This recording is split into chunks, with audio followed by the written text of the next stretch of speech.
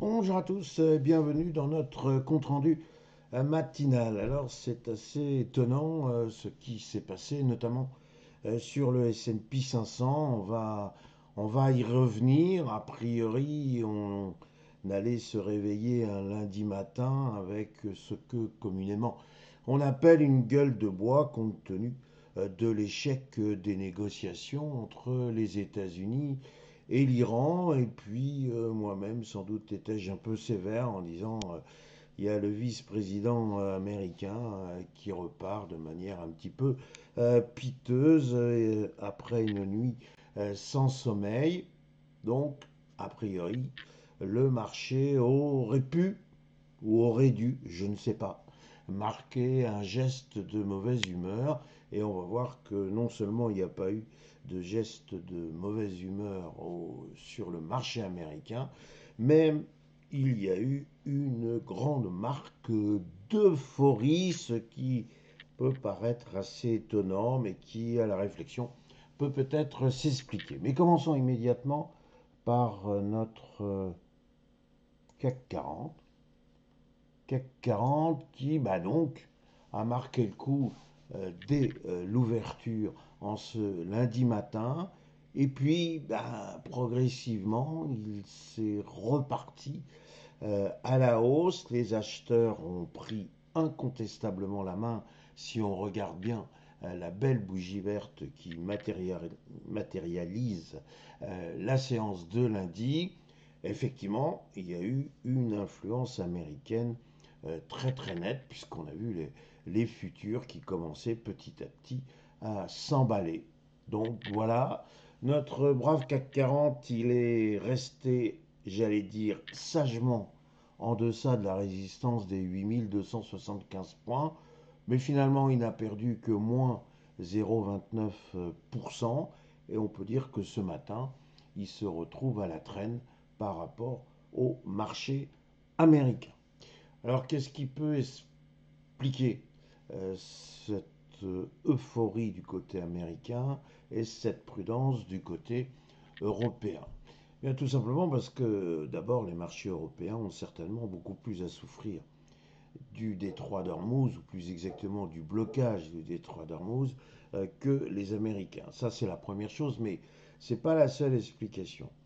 L'autre explication à cette baisse relative tient au fait qu'après tout, on essaie en permanence d'anticiper et, et les opérateurs, que ce soit d'un côté de l'Atlantique comme de l'autre, sont tout simplement en train d'anticiper qu'il va bel et bien y avoir un accord et qu'il va y avoir une nouvelle négociation, qu'après tout, sur de tels enjeux, ça aurait été très très curieux qu'il y ait eu en 24 heures un accord. Encore une fois, on sait maintenant que les Iraniens sont des redoutables négociateurs et qu'à partir de ce moment-là, les choses ne pouvaient pas être simples. Mais pour autant, est-ce qu'ils vont pouvoir obtenir ce qu'ils souhaitent, en gros, pouvoir continuer leurs essais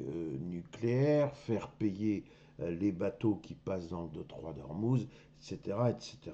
Il semblerait que finalement, ce sont des chimères et que c'est un pays qui, qu'on le veuille ou non, a été militairement au moins complètement détruit. C'est un pays qui va se retrouver de plus en plus isolé, même si la Russie et la Chine sont là plus ou moins dans l'ombre. Bref, les marchés sont en train de dire que finalement, il y en a pour quelques semaines au pire, mais qu'on va trouver une issue à ce conflit. Donc, en quelque sorte, passons à autre chose. Et vous avez vu qu'hier, j'ai évoqué la saison des résultats en me posant la question de savoir si la saison des résultats n'allait pas distraire en quelque sorte les opérateurs de cette situation en Iran. Alors il semblerait que ce soit le cas. Donc notre CAC 40, on va surveiller ce qu'il fait aujourd'hui, mais il y a des chances pour qu'il vienne agresser la résistance des 8275 points. Et lorsqu'il y a une corde, même si elle est très solide, à force de donner des coups de canif, eh bien cette corde pourrait bel et bien se couper, se déliter et bref, laisser passer les acheteurs au-dessus des 8275 points. Donc voilà l'enjeu de la séance. Pour l'instant, ce n'est pas trop la peine de rejoindre le camp vendeur, sauf, bien sûr, s'il y avait un événement dramatique qui venait à se produire, mais bien évidemment, on ne peut pas l'espérer.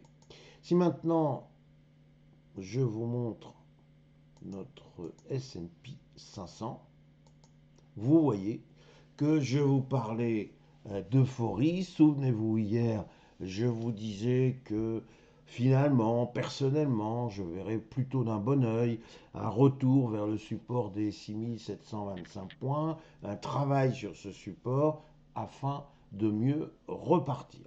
Ben, visiblement, ce n'était pas du tout ce que pensaient les opérateurs et on voit que, incroyable mais vrai, tout au long de la séance du S&P 500, il y a eu de plus en plus d'acheteurs et il y a eu par définition beaucoup moins de vendeurs, tout simplement parce qu'encore une fois, on veut anticiper de bons résultats pour la saison des résultats.